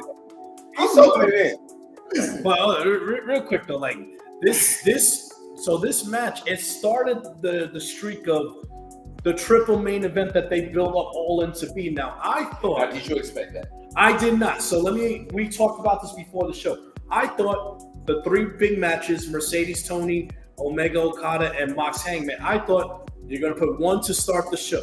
You're going to put the other in the middle of the show, and obviously Mox Hangman at the end. But this might be, in my opinion, the first time in wrestling history where they built it as a double main event, triple main event. This event lived up to a triple main event. They went back to back to back. And guess what? Like, it was the theme of this pay-per-view that everything that you wanted of this show delivered. I agree. Toni needed this victory more than Mercedes because she's at the point in her career where she loses nothing with a loss. She's built that stature upon herself. Toni is still building on her resume, which is still ongoing. I'm not saying Mercedes is done anytime soon, but that just shows you in the decade or so she's been on the main scene, like with WWE and AEW, the resume she's built is fucking insane. It may never be matched again. And then, listen, especially like if you're a Mercedes hater, you'll like that ending, but if you're a Toni fan, you'll like it. And then, we could go to the next match, the part 2 of the triple main event, or just a minute, sir. What's up? Let me shine. Before we go on, I must admit to the world, for the last year, I have been saying exactly what Baldbro said. Of course, I'll repeat just that one small part. Goat Monet, because that's her name, get it right. Goat Monet is the greatest of all time. I'm going to prove it with a TikTok video that I'm putting together. It's taking me a little while. But as Baldbro stated earlier, damn near every woman you can think of that's active right now, that's worth a drop of grain, a drop of salt, whatever you call it. Their best match, or at least in their top 2 or 3, was against who? Go Money. I was going to ask you, did you debate anybody yet? Did anybody ask to debate you? I don't think nobody wants to. Wait until I put my video together, because I am going to ask that very question in the video. I'm still working on it. Okay. It's going to be insanely long, and I'm hoping that folks are going to participate. Yes, sir. But wait till I get it together. I'm going Talk only 10 minutes. I'm coming with all the facts. And you know what? I feel like we've been freestyling. Everything's like going in order, but I just want to go back to the beginning real quick. How the show started, like with the trios titles and everything. Because when you think about this, you look at the outcome for the trios match right here. Like I was a little, like I said, I'll admit when they announced this as starting, I was a little underwhelmed that this was starting off the night. But the result of the match turned out to play a huge factor towards the end, because yes, the Ops retained the trios titles, but the after match, all the after things after the match, when they attacked Joe, they Pillmanized them with the chair and everything. That basically took not just Joe, but you took out the Ops as possible reinforcements for Hangman. And what is that called? Storytelling. You can tell a story. So, what is the word of the day, everybody? Storytelling. You can tell. Mid-South has said this. Mid-South has said this forever, but I'll just repeat it. You can tell a story in the ring and after the match and before the match, because they set the tone right there. That even though you're gonna have to wait till the main event, but it's something on your mind, right? It's And now, again, I said this is what's different between the other guys in Stanford. This is the difference between the guys in Stanford. It's the difference between everybody else. They know how you can have a straight up match, finish that straight up match, and then do the shenanigans after the match. I'm starting to lean away from, because it's starting to piss me off, because I never have a straight up match. We had every match on a straight up match, and the shenanigans happen, or storytelling, or whatever you want to call it, happen after to build up for the next thing. The Ops retaining, I got some stories in there too. I got Shibata and Gabe Kidd, mentor student. I got a dream scenario, Joe versus Gabe Kidd. I got scenarios in that match. At the end of the day, the story was, you're not going to help Hangman at the main event. We're going to take you out now. Right. And also, they're now going to have to relinquish those titles unless the story is Hook is coming back. Do you see how many stories they can tell from just that one thing? Yeah. They wrote Samoa Joe off. He's going to be gone for a while. Yeah, he's doing the Twisted Metal, right? I mean, that's already done. That comes out at the end of the month. Oh. So unless he's just promoting, this is just part of the story. They've taken him out of the picture for a little while, so either Hook is going to replace him, or they're going to have to relinquish the titles, which could lead to the Death Riders becoming champions again, or hopefully somebody new. It's storytelling everywhere. So everybody, what is the word for today? Storytelling. And I'm gonna tell you right now, if Hook don't come in, I'm gonna give you 2 teams that they're already based in already. Ricochet and Gates of Agony. Oh my God, I forgot about them. And the returning Juice Robinson. Thank you. Why in the fuck did he do that beat? Dude, cut his beard? Yeah, he looked like NXT. Perfect segue. So we could go straight into the second match, which was the men's Casino Gauntlet match, which Juice did return and did come back in. And that's a baby. I mean, yeah, listen, Juice is a great, I know what I appreciate about Juice. He's another great reminder to me to never go clean shaven. Period. Because, I mean, listen, when you have the beard for so long, it's like, it's hard to see. Like, you know what he reminds you of, Enforcer? Remember the whole Elias Ezekiel storyline that they were doing? Yeah. Chop him down. Go back and watch when the NXT started, that's when he came to come. He looks just like how he started in wrestling. Short, the same lip hair, no beard. I don't know what wrestling gear he had on. Don't do that no more. Go back to your old wrestling gear. But he was healthy. So, and then the Guns came out. I haven't seen the Guns in so long. They came out. So that adds to the tag team division. That adds to the trios division with Juice. So you're replenishing 2 divisions right there. But so let's not forget though what you said earlier with Ricochet and the Gates of Agony. Ricochet for the last 2 months have been preaching, I want to win a title. So this is a perfect opportunity for them to become trios champions. I think that may be where they're going to. They're either going to win it or they're going to lose it.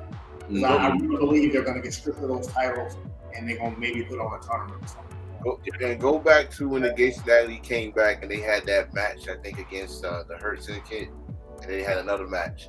They looked better. Yeah. So they put them on Ricochet with this attitude. If you go back and watch the backstage interview, they look perfect together. They do.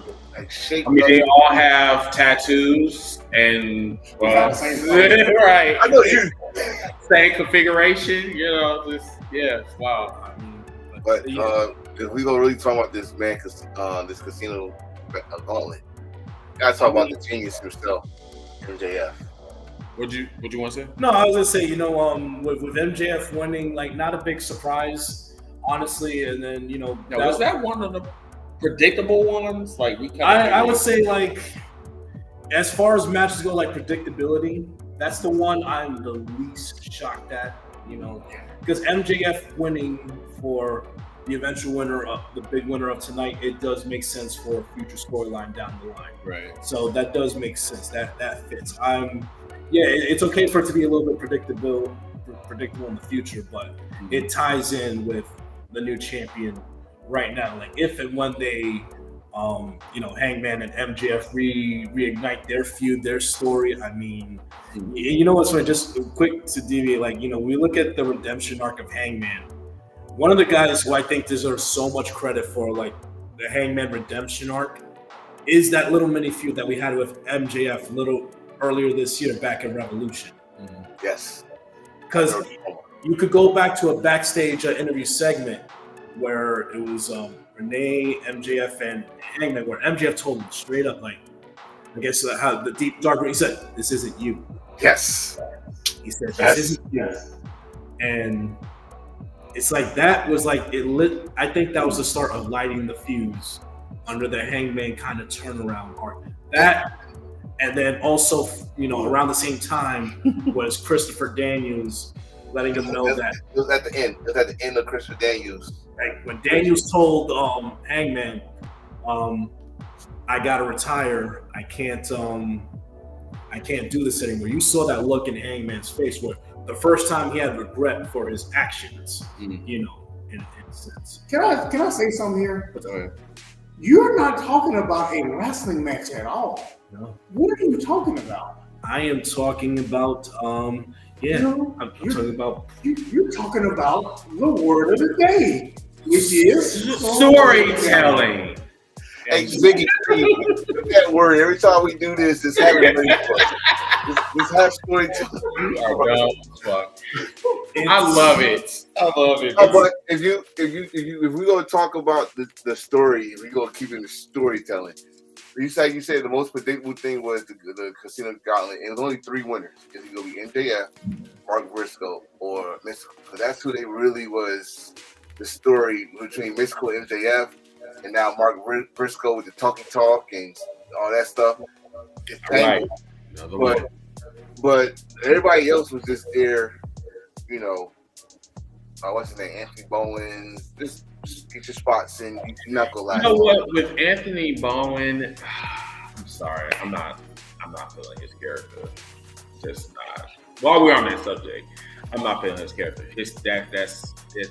I'm sorry. I rather deal with Matt Caster, even though I don't like the bitch. I mean, and this is in real life, and I don't care for him.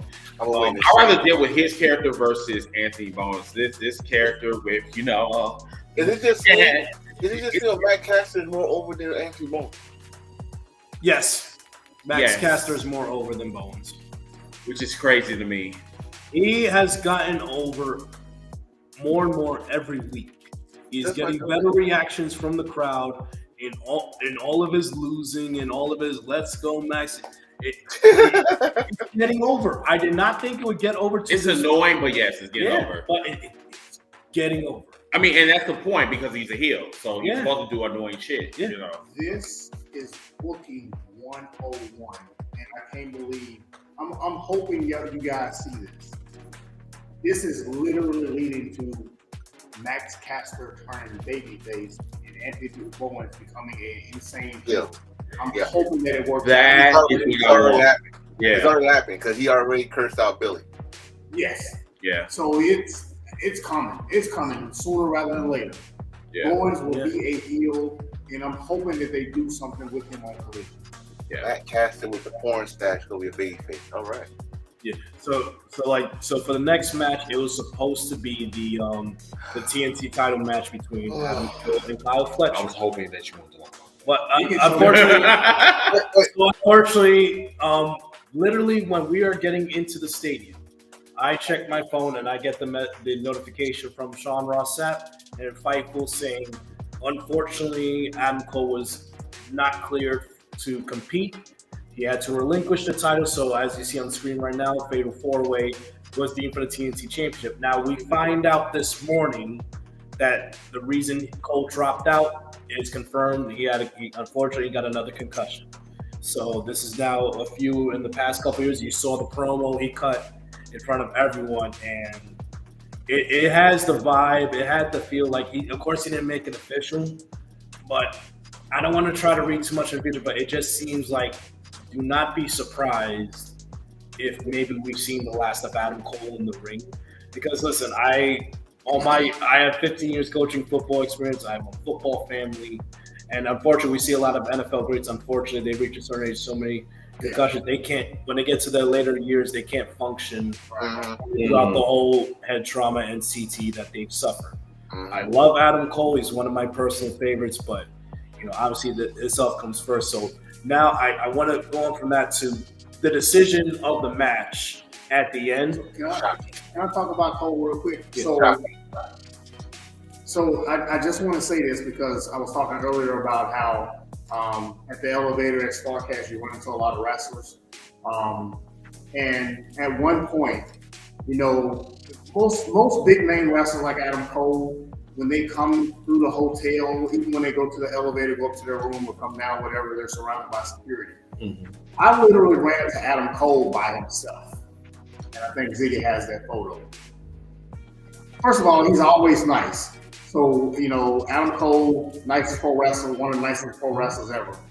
But I'll be honest, guys, when I ran into him the day before All-In at StarCast, he didn't seem overly happy. Now, he did take a picture with me and a couple of other folks, but he had a backpack on. He was ready to move. It was just me and that lady right there. We were the only people that he took photos with. And then he had a guy there. But like I said, he was super nice about it and everything. But he really did not seem like himself. And, no way would I have thought that he had a concussion or anything. But I guarantee you, whatever was going to happen on Saturday, he knew it at this very moment. I had to watch when I got off of work. So I had my phones off, all that stuff. I gotta keep on saying that to let y'all know how I feel about this. And when I was watching, I don't know what match it was. I think I heard Nigel Dennis said, "Oh, there's a 4-way for the Southern Valley." Okay, he's facing. All right, cool. So when he came out and he did a speech, I'm sorry. I know he didn't want to say it. I don't know, but it sounded retirement to me. It sounded retirement. It's especially if you go back to when Daniel Bryan had to retire. When someone loves something, when someone got a passion for something, that man could not hold it. That bone lip was chirping. He got a very emotional. His eyes turned red while he was talking. It sounds retirement. I'm not gonna sugarcoat shit, and I'd rather you retire with all your feelings, all your lumps, and then instead of you trying to entertain us over your health. So it was the right decision. And another thing I'm gonna say for all you the fans out there that you're doing those stuff to them, and I'm not gonna go into it, but you know what y'all was talking about, the shaming, all that stuff. Don't be a phony now. Don't be a phony now. Because this man gave us everything for this business, and now it's gonna be taken away from him. Yeah, and that's the unfortunate part, and that's why I'm just gonna say this right here that us fans, we really need to do better, because if we do care about professional wrestling, then you should care about wherever the wrestlers go, whether it's to AEW, WWE, or the indie scene. You should just respect their wishes and just move on. All of this other extra shit that y'all be doing is not necessary. So to wish death on somebody or say, oh, that's what you get for joining that company, it shows a lot about yourself. So just be decent human beings and just love professional wrestling.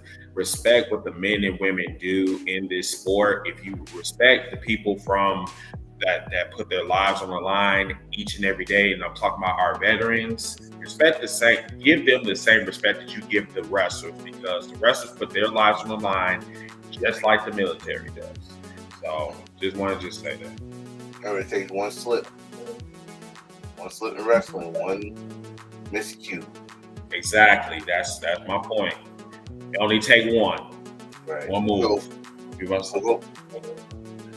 But yeah, like I think we covered everything as far as the Adam Cole part. Yeah. But I just want to just about the 4-way real quick. Like I don't think we need to spend too much time on this. Like we could tell you, like, from being there live, like after the announcement, obviously the crowd energy was a little dejected. We're thinking about more important things. They were very dejected. Yeah. So at the conclusion of this match, with Dustin winning this match, I'm gonna say right here, right now, I think it was a great pivot by Tony Khan, because I think the original decision was Fletcher was gonna win last night. He was gonna beat Adam Cole, because the time was now, the writing's on the wall. He's everything that the company is looking for. But I feel, with just the emotion of the crowd, with the Cole speech and everything, if Kyle would have won that, it wouldn't have been, the story wouldn't have been about Fletcher winning the title, his first title in AEW. It would have been, and rightfully so, their minds would have been on Adam Cole. Yeah. But I feel Tony Khan and the booking committee, they took a step back when they set this match up. Why not? Let's try to take a negative and try to bring the best possible outcome. We have another day one wrestler in Dustin Rhodes, homegrown Texas boy. Let's give him his moment. We'll get a nice pop from the crowd, nice, great home reaction. And I'll admit, and these guys, and Chris and Miss South can agree with me, like the first few seconds after Dustin won, there was a little confusion, a little bit like, whoa, he won. But then that pop from the crowd, it was an upswirl of positivity. Like that decision, I think, was a huge benefit for the rest of the night. Like, because it could have had a negative tone for maybe the next couple of matches. So I think this was an amazing call on the move by Tony Khan to read the room. And also, like, it's not a matter of if Kyle wins the TNT Championship. It's a matter of when. It's going to happen. Yeah. So I think, and guess what? There was the word of the day storytelling in this match. Because guess what? At the end of the match, what went down? Sammy Guevara and Dustin Rhodes. They got into it. You saw it after the match. Sammy looking at Dustin like, Sammy thinking like, jealous, or I should have won that title. You saw like kind of begrudgingly shake his head because that's his ROH tag champ. Now you're building up. Whenever, let's say we get Kyle and Dustin for the title down the road, does Sammy cost Dustin? Does he turn his back and do you? You're creating another storyline in the waiting right there. because Sammy has held that title. Yes. And I'll say this: I hate to bring the old man in. Y'all know what I'm talking about when I say the old man. But old school booking, the story was for Cal Fletcher to beat Adam Cole, and they had to pivot. Anytime you pivot, you have to go with the pivot. It wouldn't have done anything for Cal Fletcher to beat those guys because none of them were part of the story. They weren't even, none of the three were part of the match. So when you have to pivot, you pivot completely in the opposite direction, and that's what the old man was famous for. So this was a brilliant idea. Talk about the one of the king of dildos. The one that's no longer involved with the company that he created. Gotcha. So again, I was sad because this is one. Thank you, sir. Thank you.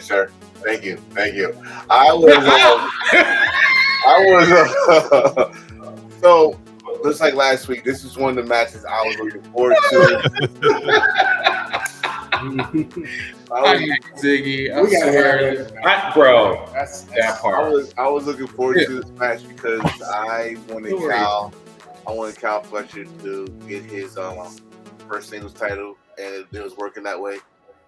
Plans changed. I was still surprised that it was Dustin, because you got Sammy, who's a former 3-time TNT champion. Daniel is a former. That's who Adam beat for the TNT title. And you had a little thing going with Garcia and Kyle Fletcher because Kyle Fletcher beat him to become number one contender for that match. So I thought, like, okay, one of those two go get it, and you can have a good match with Kyle Fletcher and one of those two. But Dustin, being from Texas, this man worked 3 matches this weekend. He worked the tag team matches on Supercard Honor. He won the match, the 8-man match, and then this. I'm sorry, but the true Rose name is carried on with Dustin. I'm sorry, Cody, but you finish your story. Dustin is continuing his story. It's not done. Yeah, I mean, like I said, I'll say just repeat one more time, then we'll move on. But like I said, it's unfortunately, hey, life happens. And literally he found it out yesterday morning, hours before the start of the showtime, and like Mid-South said with his interaction out of Cole, and even myself as a football coach, you could look and tell. Yeah, you could listen. I'm trained in spotting like concussions and symptoms, and just how you described it, it was obvious right then and there. And you don't just diagnose a concussion right there on the spot. It could be 24, 48 hours after the fact that you can be diagnosed with it. Unfortunately, it's not something 100% of the time that's right then and there. But it is what it is. Tony did the best. I think he made the best decision possible. I think it worked out. So after the TNT match, we then had arguably, we'll get to the segment later in the show, but not just match of the night. This was a match of the year contender. Young Bucks versus Ospreay and Swerve. And listen, this is one of these. This is a match. A little tangent quick. This was another reminder about the Young Bucks. This is another example about with the Young Bucks that any conversation starting or that you start about greatest tag teams of all time, and you do not bring up the Young Bucks, your conversation is null and void, and it means absolutely nothing. I mean, it's like they could go away for months at a time, which they did up until Dynasty. They were out of the picture for a while. They can come back for months, hit the ground running, biggest show of the year. And you know what? For the sake of it, according to Dave Meltzer, he called this the second greatest tag team match in AEW history, right behind the Bucks match with Omega and Hangman back in Revolution. I disagree with that. I'm sorry. I really believe that was. No, I'm just saying like that's what he says. It's number 2. I don't give a fuck what Messi says. No, I'm saying you know what? Wait. I mean, seriously. I mean, Nelson can say that. Give a fuck. Nelson can say that. Nelson can say that. But the common denominator is the Young Bucks is in both of those matches. Mm-hmm. And I'm sorry. I'm probably in the same era with Big Time. I watched some of the best damn tag team wrestling, Midnight, Rock and Roll, all of them. The Young Bucks right now for the past decade and a half, maybe 2, have been keeping the tag team wrestling scene alive wherever they go. New Japan, PWG, Ring of Honor, etc. You hear about Young Bucks, they always they killing the business, they spot monkeys, and they take their words and make money with it. And they come out and throw in your face, oh, they don't sell. Matt showed a back injury doing 5 wrestling promotions for a whole year. That's selling. So I don't want to hear nothing. The Young Bucks is I don't know, top 3, top 5. I don't know what order you want to put them in, but they in the conversation of the greatest tag team ever. No, we need to put them in the top 3. Whatever. At this point, top 3, top 5, they are in the conversation of any debate as the greatest tag team in my lifetime. No, I'm standing on business with this. The reason why they are literally in the top 3, because they have revolutionized professional wrestling in this era. That is not easy to do. Also, they stood on business by saying we are going to change the world. They have literally changed the world for the last 6 years. Put some motherfucking respect on their goddamn name. I'm tired of these fucking bed bugs on fucking social media continuously calling these. Listen, Will Ospreay and Swerve have literally gave us one of the greatest fucking tag team matches I have seen in person. And I'm tired of people saying, oh, well, they're Power Rangers. Why the fuck you listen, Power Rangers are probably one of the greatest series I've seen growing up as a kid. So, who? Hey. I was a Red Ranger a couple of years for Halloween. And I was a Green Ranger and a Red Ranger, and I was all of that above. But at the same you can call them Power Rangers all you want. I like Power Rangers. Yeah. I do too. But it's just like we're just finding reasons just to say, oh, I love them, but I can't love you because you're not loving my favorite acronyms. It's not the popular thing to say. It's everything. The popular thing to do is to be negative. If you see someone happy, I'm going to shit on it because that's the thing to do.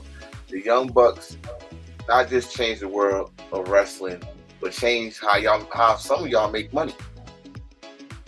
Yeah. If you want to go business. Yeah, Hot Topic and some other stuff that they. If you go business, so we won't have Swerve Sneaker without Young Bucks saying, hey, we can bring the pumps back. Respectfully, I'm not getting about these speakers, but go ahead. Yeah, I was just gonna say something similar to Enforcer here. The Young Bucks are literally. I know what Cody said and all that stuff, but the Young Bucks are the reason why AEW is here. The Young Bucks are the reason why wrestlers are making the money that they're making now on the indies. They started all of it. They got themselves into Hot Topic. They got themselves booked in multiple promotions across the world. They went on the road for an entire year, not just in New Japan, not just in PWG, but they were wrestling in England, Germany. They were wrestling in Australia, they were wrestling in freaking Mexico, they were wrestling for Ring of Honor. They went everywhere, and they took their way of making money, which is, not just a Hot Topic thing, but the t-shirt business with pro wrestling tees and all that stuff, based off of the way with Coca Cabana, how he did all that, started all of that. That was the Young Bucks first. The Young Bucks, to me, I call them the builders of independent wrestling. That's what I call them. And I don't mean they built independent wrestling, but they damn sure are the reason why people are making money in independent wrestling now. Right. In independent wrestling, you was only getting paid probably $10 to $15 a match. Then you bring your merch in. You bring your merch in the suitcases or bags, whatever, or totes, whatever. They show you how to make money, and And you saw if you was a fan of being elite. They showed y'all the hustle. They showed you the hustle. But besides that, let me keep the wrestling. The Young Bucks is a combination of, I don't know, what the Hardys, Rockers. Dope. I'm sorry. That was the first match that I jumped on. I went insane at the end of that match. Midway through that match, and then again at the end of that match. Are they? I would say. Let me ask you guys this: are they literally one of the most deadliest like tag teams that you can think of in like recent memory? I think they are the most creative tag team in history, and I don't just mean create things for themselves, because as you notice, they didn't win that match. The Young Bucks only care about the business. It's not a selfish thing with the Young Bucks like a lot of people try to pretend that it happens. Mm-hmm. They're not putting themselves over all the time because they really are EVPs. Despite what happened in the match, they're still EVPs. Those dudes care about AEW, they care about pro wrestling as a whole. They are super creative, not just to get themselves over, but as you notice, whenever they do something, it's for someone else as well. There is always story involved inside of their matches.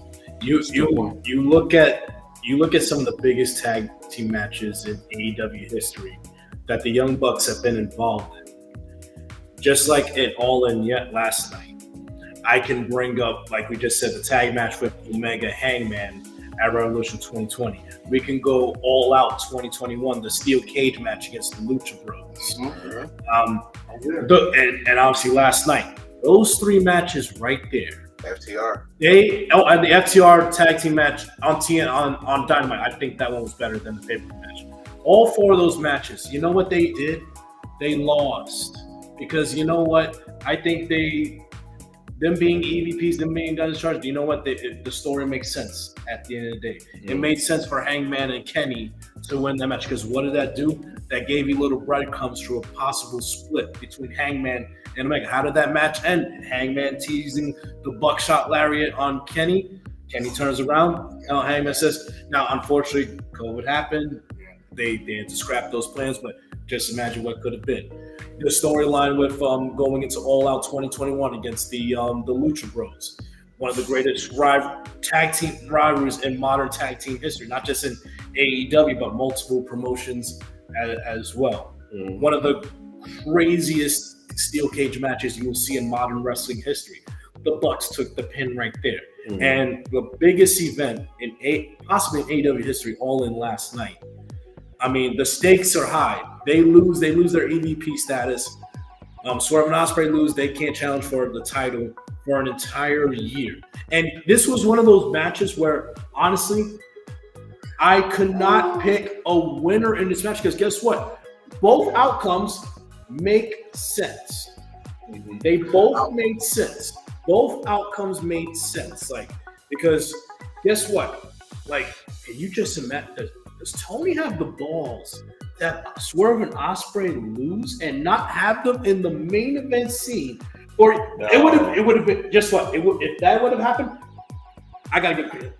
Massive set. And it would have made sense. I was going to say, but it was a beautiful setup, though.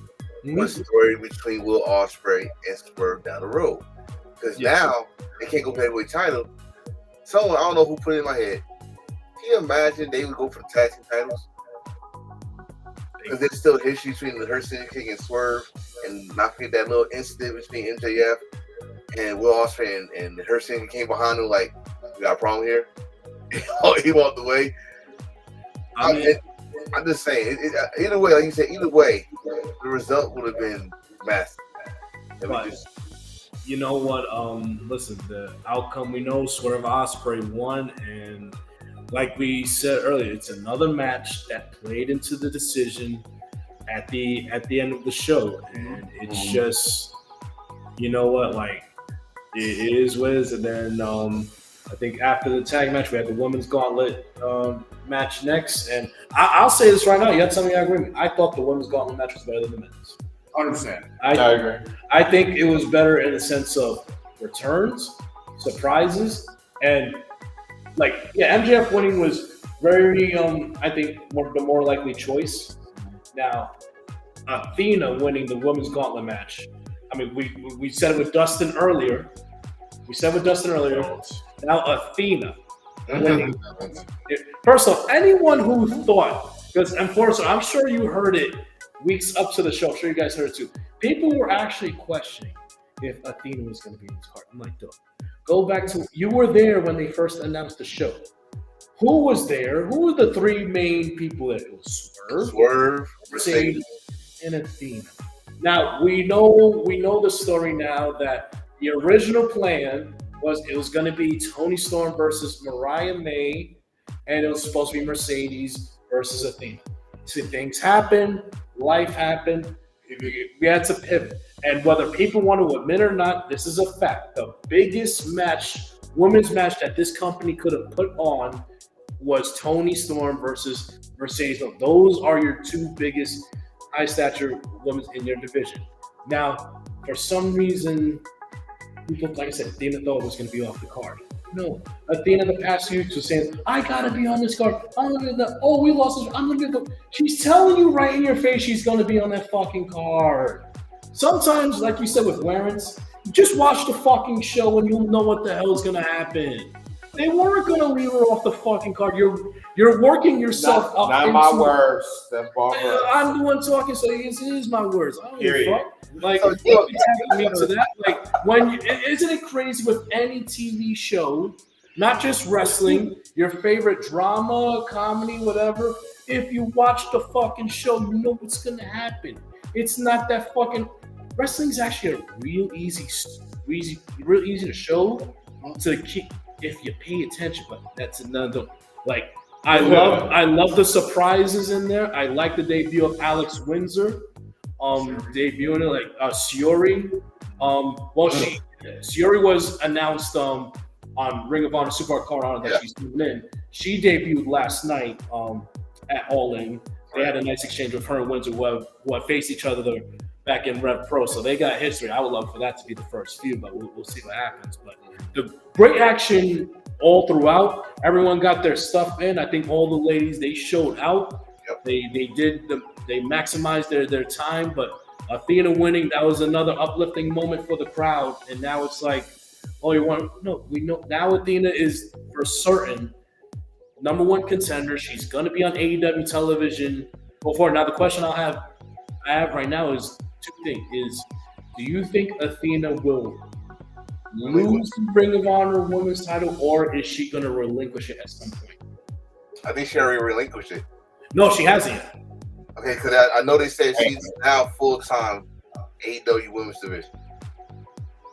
They just announced it right before the show.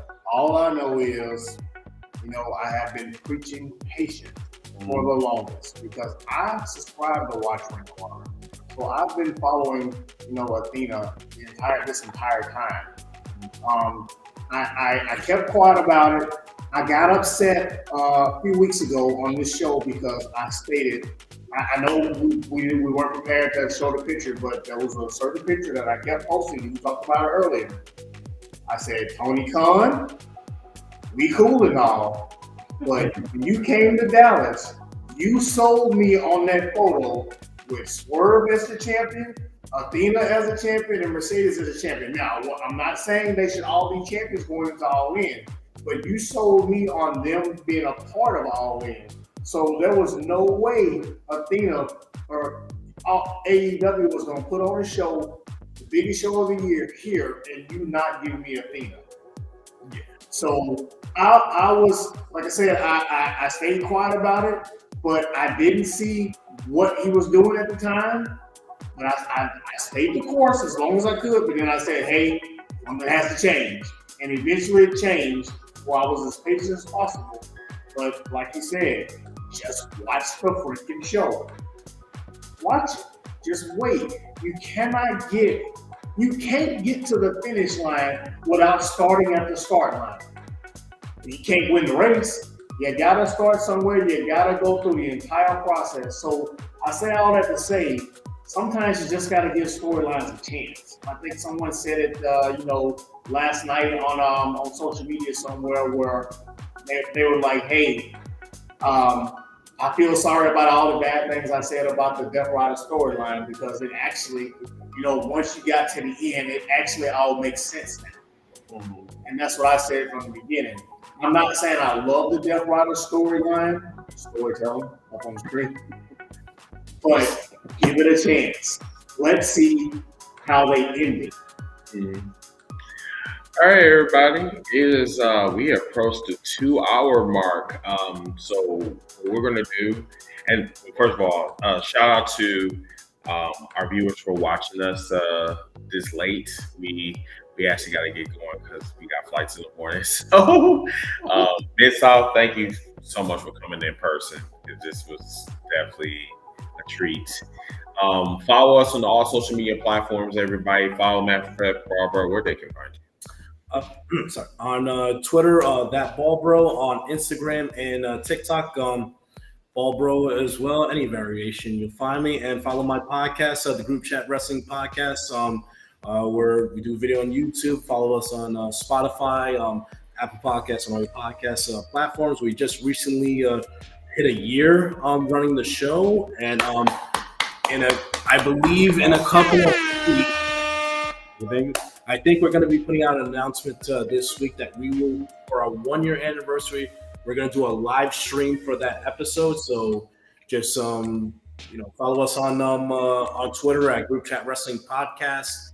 We're going to try to get some guests on there. We'll keep you guys posted. But we're excited, and you know what? We're working on a few big things. I got to stay mum on for right now, but you guys will be the first to find out. And Chris, I appreciate everything you've done for me the past few years. I mean, I still so appreciative. I came across you on my For You page like a few years ago. We were on your lives. I hopped in, and 3 years later, it's been all uphill from there. And yeah, man, we all started somewhere. And like I said, the theme of this weekend was networking. I mean, Chris's contacts got us in at Collision. My contact, Mr. Wrestling Fan, if you're out there, thanks again on Twitter. Got some comp tickets for us for Supercard of Honor. I mean, like I said, we didn't plan any of that stuff. We ain't playing none of this shit. None of that. Shout out to Sean Ross Sapp. Met him at StarCast. Cool dude. He's amazing. Cool. I mean, very, very nice. Very nice children. Shout out to Andrew Vidala as well. Also another one of the good guys in the IWC, in my opinion. But, yeah, man. Like I said, this past weekend has been a blast. I put a video out last week. You guys saw.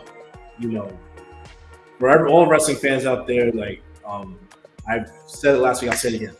Buy a plane ticket or get your passport. You will never have more fun going to wrestling shows than travel. I mean, I live in New York. I've been everywhere in New York, New Jersey, Philly, Connecticut. But I did not have more fun than I've done in the past years going to San Francisco, going to LA, going to Greensboro last year for Sting's final match. All-In last night, my first time in Dallas, Texas. And then next month, 3 years in a row, I'll be going to England. I mean, it's just like you will never get a greater appreciation of this sport and what it offers if you travel and open up your horizons. I mean, like I said, if you're ever watching these PLEs, pay-per-views in England, France, wherever, and you wish you could be there, stop wishing. Save up some money, and trust me, you will not regret it. Not even just for the wrestling aspect, and we're just opening up your horizons, just being in a different setting. So that's my message tonight. Yeah, great, man. Yeah, and I'll say on top of that, think logically. You don't have to pay for it all at the same time. Buy your plane ticket first, or buy your wrestling event ticket first. Then buy your hotel. Next time you get paid. Just spread it all out. You don't have to purchase it all at once. I'm Mid-South to NWA on TikTok. I don't really consider myself a content creator, although I do make content from time to time. I'm going to keep saying it. I'm going to keep saying it until I change my mind. How much fucking time do you need? No, I'm sorry. Can't interrupt. as much time as it takes. Okay. I don't really have a message other than I love pro wrestling. I appreciate #Heals for Life for allowing me to talk about pro wrestling, because that's all I really care about is talking about pro wrestling. I don't have a lot of people talk about pro wrestling with. That's why I don't consider myself a content creator, because I just make videos for me. I don't make them for anybody else. I make them for me. Yeah, that's it for me. Mr. Go ahead, Antonio. Oh Lord, you're a content creator, goddamn it. Oh, anyway, I do have an announcement. July 27th should be episode 297, and we will have the Suplex Assassin, Alex Kane, here on the show.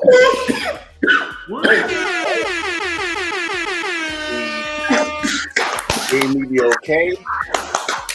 So, brother, I tried to get the All-Father. He gave me back, but Alex Kane hit me back. He would be honored to be on this show. So, Cool. July 27th, he will be here talking with us. Cool. I'm so happy that y'all had a great time. Y'all got there safe, and hopefully y'all get home safe. You know, I will be doing this for you. I'll be looking out on the make sure y'all say y'all home. You know, but I love the stories I heard, the energy. I'm glad y'all had fun. It was a good show to me.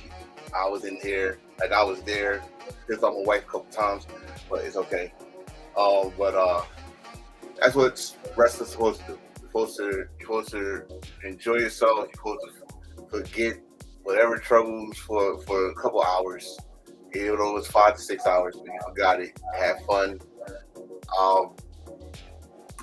That's what you're supposed to do. Now networking. Now look at y'all got people calling y'all legends that got more followers than us combined. Calling y'all legends.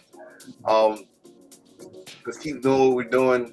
Keep building. We go hit those numbers, and that's all I gotta say.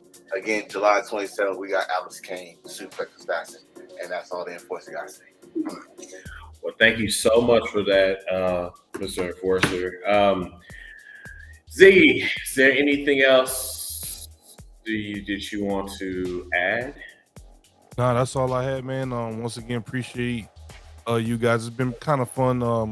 Kind of add to what Enforcer said. It's kind of living through you guys on social media. So definitely appreciate y'all sharing y'all's experience with it. We also added Baldbro's podcast into the title of this video at GW Podcast UK, so y'all can just kind of click that, and then it'll bring you straight to their page. Make sure y'all subscribe and follow and everything like that. Also, with Mid-South to NWA on TikTok, make sure y'all go hit our boy up on Mid-South. He's also a Saints fan, so that's another reason to follow him. You know what I'm saying? Who that, by the way. And of course, Chris on YouTube, he has multiple shows throughout the week. He has multiple cookouts, as we call it on TikTok. That way, I almost kind of pull it up and listen to it as a podcast. And we kind of, as the IWC, we kind of just huddle up and kind of talk throughout the week and different. Yeah, we have debates and catering. We have a lot of other shows, and then we have also Mr. Enforcer. You giving everybody else flowers, but I want to give this guy right here his flowers. Hey, bro, you do a lot of things that aren't seen to a lot of people on the platform. So just want to make sure that you get your appreciation as well, man. Doing these logos, doing t-shirts, contacting people, different things like that. On top of holding your own platform well and getting your content. Most definitely shout out to you as well, man. So just another good week of wrestling. I definitely appreciate everybody, and I think that's all I have. Also shout out to Naomi. She won the world championship today. I do want to say it is kind of cool. We have a black woman that cashed in. She brought in the black ref to officiate it, and then she announced it with the black announcer to announce that she cash in. So that was kind of a cool sequence with that. Naomi knocked the Sonic rings out of the two ladies in the ring, split leg moonsault. Shout out to Naomi and Sasha Banks, who walked out of the company, and now both are, doing their things. Sasha Banks. Sasha Banks, she left the company. Goat Monet. Goat Monet, damn it. Goat Monet. I know who that is. Okay. Yeah. Well, Sasha did leave. She did leave. Monet. That's true. Yeah. Shout out to both ladies though. They're doing the best work of their careers right now. Mercedes, absolutely Goats right now. Goats. And I honestly wouldn't have been mad if she won last. What it is, I gotta wait. Mercedes. Oh. But y'all definitely have safe travels as y'all go back to y'all's destination, everything like that. Here we go. And I'm gonna pass it back to Chris and Dumbo. All right, so everybody, this has been a dope ass episode. Matter of fact, Miss South, thank you so much for coming by. Brett, you already know it was a pleasure this whole entire weekend. The only thing that I'm just going to say is, everybody, if you want to start a podcast, don't be afraid to do so. Just go ahead and just do it. If you have resources or if you have any questions, feel free to ask me, Mid-South. I don't give a fuck, you're a content creator, or Mr. Brett, or Ziggy, or something like, or any one of us, whoever you feel comfortable coming to. But I will have a cookout as soon as I get back to Milwaukee. We'll probably have one maybe about 1 o'clock. I promise you, it's 2 o'clock, because I need some sleep. We'll definitely get some sleep on the plane. Definitely. I'll be on later tomorrow because my flight lands at 2:30 New York. But me and my podcast, we're recording at 4. Okay. So I'll be on later. Well, if you do a cookout tomorrow night, do one of them. Yeah. Okay. Cool. But until that time, everybody. What's that thing that Kenny Omega do? Good night. All right. Good night. Wow. And goodbye. Bang. Bye, everybody. Bang. Storytelling. My baby's out his briefcase. Yay! My nigga. Oh. Take us out here, Ziggy. Yes, sir. Y'all have a good one. You too. Oh, let him leave. Yeah.